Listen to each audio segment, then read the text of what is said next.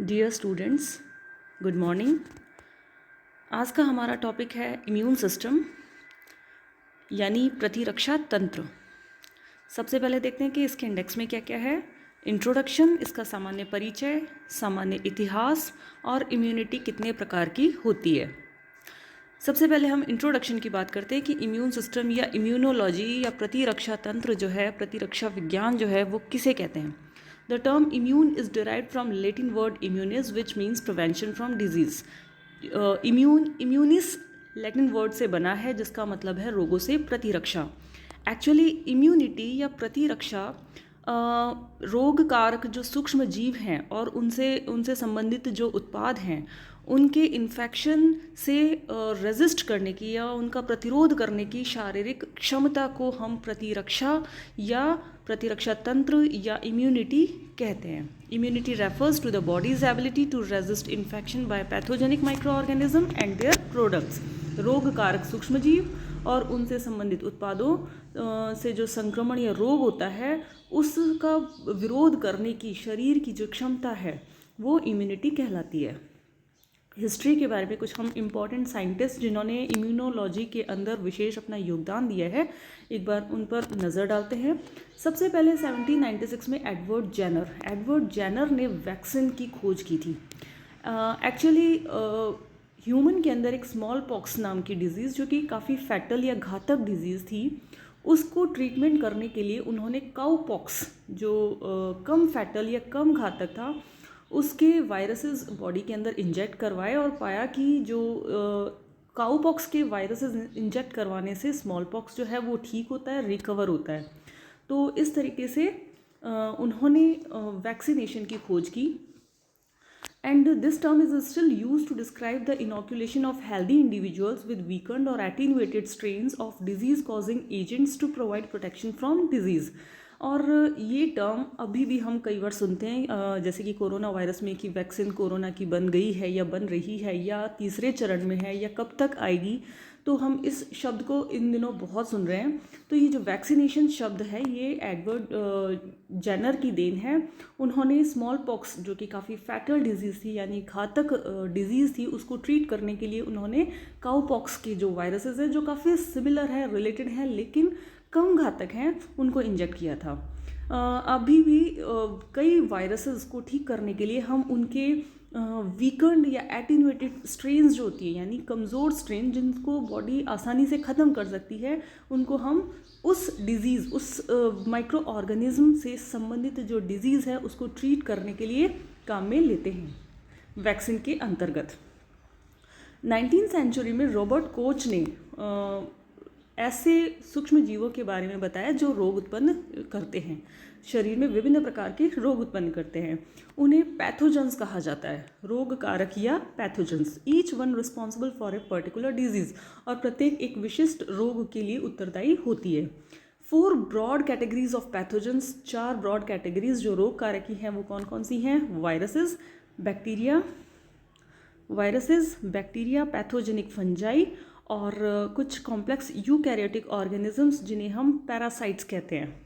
Parasites जो किसी अपनी नॉर्मल ग्रोथ के लिए, अपनी वृद्धि के लिए, अपनी खुद की लाइफ साइकिल के लिए किसी दूसरे पर डिपेंड रहते हैं। इनके बीच में पॉजिटिव और नेगेटिव वाला संबंध होता है कि इनको खुद को तो फ़ायदा होता है लेकिन इनकी वजह से वो ये जिन पर डिपेंड होते हैं उनको काफ़ी नुकसान हो जाता है, उनको उनमें रोग उत्पन्न हो जाते हैं। तो 4 मुख्य प्रकार के पैथोजेंस या रोग कारक होते हैं, विषाणु वायरसेस, जीवाणु बैक्टीरिया, पैथोजेनिक फंजाई यानी रोग कारक कवक और पैरासाइट्स।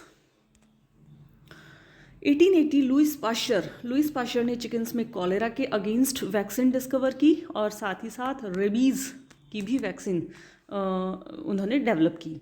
1890 में एमएल वॉन बेरिंग एंड शिबासाबुरो किटासाटो, इन्होंने इंडिविजुअल्स के सिरम में से एक सब्सटेंस को आइसोलेट किया जिसे हम वर्तमान में एंटीबॉडीज़ या इम्यूनोग्लोबुलिन कहते हैं। ये कुछ स्पेसिफिक पैथोजेंस के साथ बहुत विशिष्ट रूप से बाइंड हो जाती हैं, उन एंटीजन्स के साथ में बाइंड हो जाती हैं और उनको ख़त्म कर देती हैं, जिन्हें ये फॉरेन मानती हैं, नॉन सेल्फ मानती हैं, अपने शरीर का हिस्सा नहीं मानती हैं। उन्हें ये स्पेसिफिक तरीके से, विशिष्ट तरीके से उनके साथ जुड़ करके उन्हें ख़त्म कर देती है। ये कुछ ऐसे नोबेल प्राइजेज़ हैं जो इम्यूनोलॉजी की रिसर्च में मिले हैं। इन पर आप एक नज़र डाल लीजिएगा। जैसे एमिल वॉन बेहरिंग है, 1901 में सीरम एंटीटॉक्सिन को डिस्कवर किया। 1905 में रॉबर्ट कॉच ने ट्यूबरकुलोसिस से रिलेटेड जो सेल्यूलर इम्यूनिटी का मैकेनिज्म है उसके बारे में डिस्कवर किया। सेल्यूलर इम्यूनिटी क्या होती है, ह्यूमरल इम्यूनिटी क्या होती है, ये हम बाद में डिस्कस करेंगे।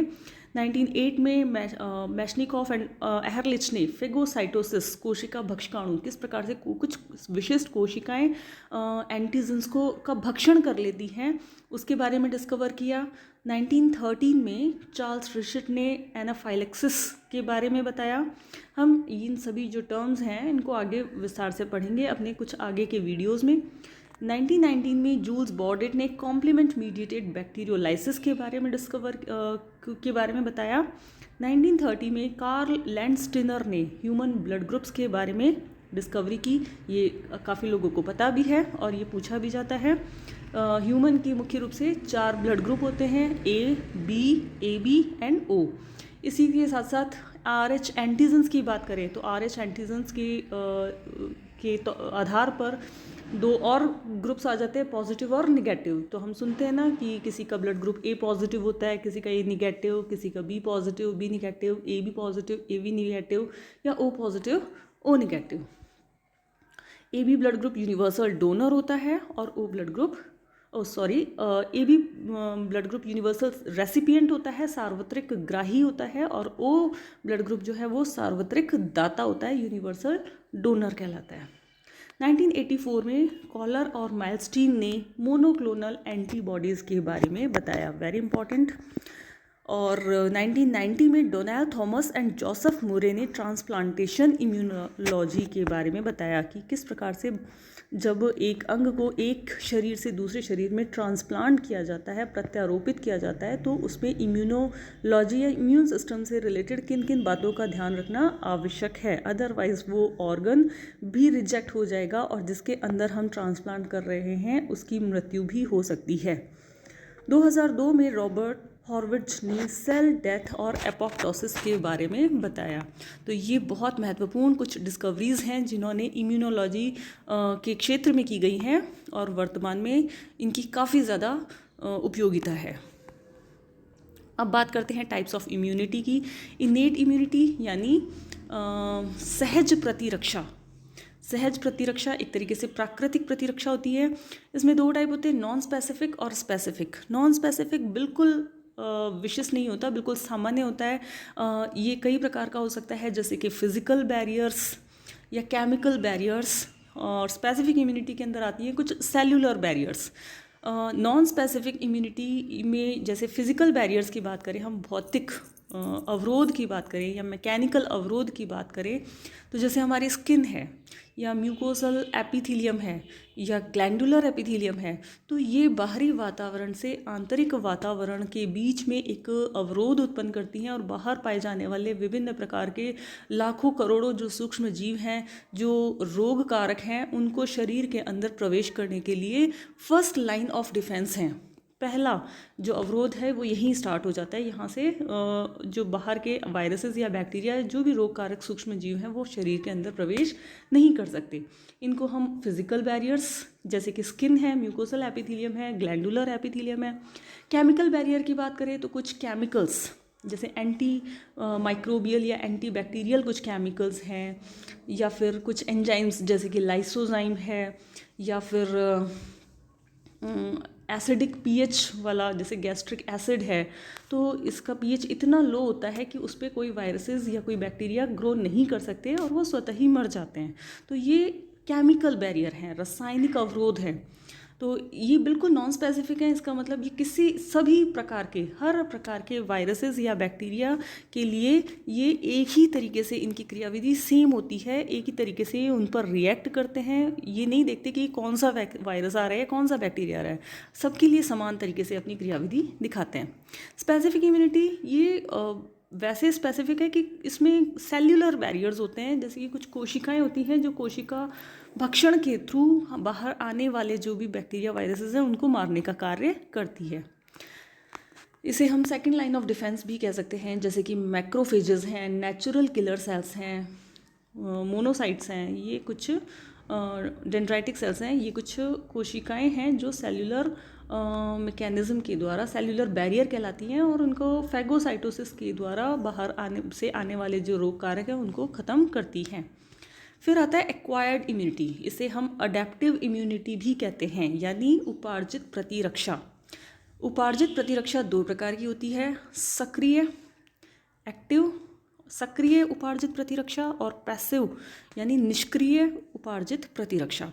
सक्रिय का मतलब है कि अंदर, बॉडी के अंदर सक्रिय रूप से एंटीबॉडीज़ का निर्माण हो, ठीक है। और पैसिव का मतलब है निष्क्रिय रूप से हमें बनी बनाई एंटीबॉडीज़ उपलब्ध हो जाएं। नाम से समझ में आ रहा है, एक्टिव मतलब शरीर में सक्रिय रूप से बने, और पैसिव का मतलब बनी बनाई ऑलरेडी रेडीमेड जो एंटीबॉडीज़ हैं वो बॉडी को उपलब्ध हो जाएं, ज़्यादा मेहनत नहीं करनी पड़े। अब ये सक्रिय भी दो प्रकार की होती है, नेचुरल और आर्टिफिशियल, प्राकृतिक और कृत्रिम। प्राकृतिक सक्रिय एक्वायर्ड इम्यूनिटी, यदि हम कोई वैक्सीन बनाते हैं और उस वैक्सीन के अंदर कोई कमज़ोर, वीकेंड या एटीन्यूएटेड स्ट्रेन, हम उस रोग की जो भी है उससे रिलेटेड उसकी वीकेंड स्ट्रेन को बॉडी के अंदर इंजेक्ट करवाते हैं, और फिर हमारी बॉडी जो है वो उनके खिलाफ एंटीबॉडीज़ शरीर में सक्रिय बनाते नहीं है, मतलब सॉरी, ये जो नेचुरल एक्टिव एक्वायर्ड इम्यूनिटी है इसमें हम बनाते नहीं है, इसमें अचानक से बॉडी के अंदर स्वयं ही कोई रोग है उससे वो रोग उनके अंदर प्रवेश कर जाता है, और लेकिन वो नेचुरली उससे रिकवर हो जाते हैं क्योंकि उनका इम्यून सिस्टम स्ट्रांग है और उस जो वायरस की जो स्ट्रेन है उसके खिलाफ एंटीबॉडीज़ जो हैं वो बना रहा है, बॉडी अपने आप बना रहा है। और इस तरीके से अब फर्दर वही वायरस या उससे ज़्यादा स्ट्रॉन्ग वायरस जब बॉडी के अंदर प्रवेश करेगा, तो क्योंकि पहले से एंटीबॉडीज़ बनी हुई हैं और उनकी मेमोरी में है, तो वो दोबारा जब वो वायरस उनकी बॉडी में आता है तो उससे ज़्यादा रैपिड और इफ़ेक्टिव तरीके से वो उनको मार देती हैं। तो ये प्राकृतिक रूप से अगर है, स्वयं ही कोई वायरस अंदर बॉडी के अंदर चला गया, जैसे हम भी कोरोना में कुछ लोग अपने आप वो इन्फेक्ट हुए और बिना किसी दवाई के वो अपने आप ठीक भी हुए, तो वो नेचुरली उनके अंदर हुआ है। तो नेचुरली एक्टिव एक्वायर्ड इम्यूनिटी, सक्रिय रूप से एंटीबॉडीज़ उनके शरीर में बनी है पर हुआ है प्राकृतिक रूप से। इसके विपरीत जो आर्टिफिशियल एक्टिव एक्वायर्ड इम्यूनिटी है, इसके अंदर हम वैक्सीन बना करके फिर बॉडी के अंदर इंजेक्ट करवाते हैं। उस वैक्सीन के अंदर वीकेंड और एटीन्यूएटेड स्ट्रेन होती है, कुछ कमज़ोर स्ट्रेन होती है, जिसको शरीर जो है उनके प्रति प्रतिक्रिया प्रदर्शित करता है, उनके खिलाफ एंटीबॉडीज़ बनती हैं, और फर्दर अब आगे इससे ज़्यादा पैथोजेनिक स्ट्रेन, उस सेम वही स्ट्रेन अगर बॉडी के अंदर ज़्यादा ताकतवर स्ट्रेन जो है वो अगर शरीर में प्रवेश कर लेगी, तो क्योंकि पहले एंटीबॉडीज़ उनसे इंटरेक्ट हो चुकी है और उन्हें मार चुकी है, वो उनकी मेमोरी में है, तो वो उन्हें ज़्यादा रैपिड और इफेक्टिव तरीके से ख़त्म कर देगी। नेचुरल के अंदर ये प्राकृतिक रूप से होता है और आर्टिफिशियल में हम वैक्सीन शरीर के अंदर इंजेक्ट कराने के बाद ऐसा उत्पन्न करते हैं। पैसिव एक्वायर्ड इम्यूनिटी, पैसिव का मतलब है निष्क्रिय, पैसिव का मतलब है निष्क्रिय, यानी ऑलरेडी रेडीमेड बनी हुई एंटीबॉडीज शरीर को मिल जाएं। ये भी दो प्रकार से होती है, नेचुरल और आर्टिफिशियल। प्राकृतिक रूप से बनी बनाई एंटीबॉडीज़ मिल जाएं, ये ऐसा कैसे हो सकता है? ऐसा जैसे कि प्रेग्नेंट वुमेन होती हैं तो उनमें प्लेसेंटा के थ्रू जो IgG प्रकार की एंटीबॉडीज़ होती हैं, इम्यूनोग्लोब्युलिन जी, वो प्लेसेंटा के थ्रू माता से गर्भस्थ शिशु को प्राप्त हो जाती हैं, बनी बनाई एंटीबॉडीज़। इसी प्रकार से स्तनपान करवाने वाली जो महिलाएं होती हैं, उनके दूध से जो IgA प्रकार की एंटीबॉडीज़ हैं वो बच्चा जो है जिसमें अभी इम्यून सिस्टम ज़्यादा डेवलप नहीं है उनको प्राप्त हो जाती है। आर्टिफिशियल, अगर हम किसी एक रोग से रिलेटेड कोई किसी दूसरे जानवर या जैसे कोई मैमल के शरीर में पहले हम वायरस को इंजेक्ट करवाएं, फिर उनके शरीर में एंटीबॉडीज़ बने, फिर उन एंटीबॉडीज़ को निकाल करके हम ह्यूमन के शरीर में इंजेक्ट करवाएं, तो बनी बनाई हम इंजेक्ट करवा रहे हैं, ऑलरेडी रेडीमेड बनी हुई एंटीबॉडीज़ हैं। तो इस प्रकार की जो इम्यूनिटी है वो क्या कहलाएगी? Artificial passive acquired immunity. और दो प्रकार की होती है, सेल्यूलर इम्यूनिटी, ह्यूमरल इम्यूनिटी, जिनको हम आगे पढ़ते हैं। इनके बारे में मैं पहले बता चुकी हूँ, इनेट इम्यूनिटी और एक्वायर्ड या अडेप्टिव इम्यूनिटी। अब अगर हम कंपेयर करें प्राकृतिक और उपार्जित प्रतिरक्षा के बारे में, जैसे रिस्पॉन्स टाइम है तो प्राकृतिक है वो कुछ मिनट से लेकर कुछ घंटों तक का रिस्पॉन्स देता है, क्योंकि ये फर्स्ट लाइन ऑफ डिफेंस है। अडेप्टिव ये दिनों पे जाता है, ये कई दिनों तक हमें उस रोग की जो है के प्रति प्रतिरक्षा उत्पन्न करवाता है। स्पेसिफिसिटी, विशिष्टता की बात करें तो इनेट या प्राकृतिक प्रतिरक्षा के अंदर बहुत लिमिटेड, सीमित और फिक्स्ड होता है, जबकि उपार्जित प्रतिरक्षा में जो विशिष्ट है ये काफ़ी विशिष्ट है। अलग अलग प्रकार के वायरसेस या बैक्टीरियाज जो हैं उन सब के लिए उनकी जो मैकेनिज्म है वो बहुत अलग होती है। रिस्पॉन्स टू रिपीट इन्फेक्शन, अगर जैसे कि एक बार किसी रोग कारक से संक्रमित हो गए हैं, फर्दर दोबारा वही वायरस आता है, तो इनेट या प्राकृतिक जो प्रतिरक्षा है उसमें वो हर बार सेम तरीके से, हर बार उसी तरीके से दिखाएगा, कोई ज़्यादा फास्ट या रैपिड या इफ़ेक्टिवनेस नहीं आएगी। लेकिन उपार्जित के अंदर अगर दोबारा से वही वायरस या वही बैक्टीरिया इन्फेक्ट करता है तो हर बार सब्सिक्वेंट एक्सपोजर में वो ज़्यादा रैपिड और ज़्यादा इफ़ेक्टिव तरीके से प्रतिरक्षा तंत्र जो है वो प्रदर्शित करेगा। इनेट के अंदर मेजर कंपोनेंट्स क्या क्या होते हैं? बैरियर्स, जैसे मैंने आपको बताया, मैकेनिकल या फिजिकल बैरियर्स हो सकते हैं, फिजियोलॉजिकल बैरियर्स हो सकते हैं, केमिकल बैरियर्स हो सकते हैं, सेलुलर बैरियर्स हो सकते हैं। फिजिकल या मैकेनिकल बैरियर्स में जैसे कि स्किन है, म्यूकोसा है, ग्लैंडुलर एपिथेलियम है। केमिकल्स में जैसे कि साइटोकाइंस हैं, इंटरफ्रॉन्स हैं, एंटीबैक्टीरियल वो हैं एजेंट्स हैं, या गैस्ट्रिक एसिड जूसेस हैं। और सेल्युलर बैरियर में फेगोसाइटोसिस करने वाली जो कोशिकाएं हैं वो है। और इनके अंदर अडेप्टिव के अंदर कौन कौन से कंपोनेंट्स होते हैं? मुख्य रूप से टी और बी लिम्फोसाइट कोशिकाएं होती हैं, और इनसे रिलेटेड जो कोशिकाएं हैं जैसे कि साइटोटॉक्सिक टी सेल्स हैं, और बी लिम्फोसाइट से रिलेटेड एंटीबॉडीज़ होती हैं जो अडेप्टिव इम्यूनिटी को